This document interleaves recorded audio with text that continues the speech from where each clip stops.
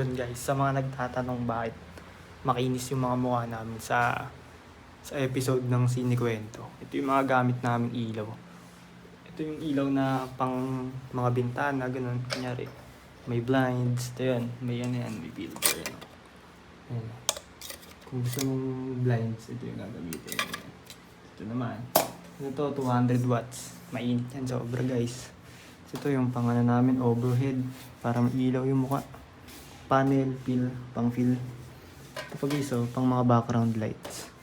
Gumagamit din kami ng plug, dalawang plug, pang diffuser yan. Tapos gumagamit din kami ng styro, pang bounce, pag kailangan mo i-bounce sa ilaw.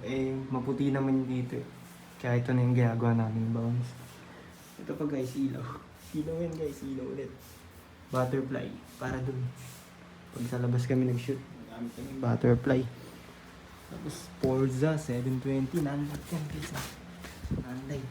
Pag tumapat sa mukha mo yan, init yan sobra. Lalo na pag rekta sa mukha mo.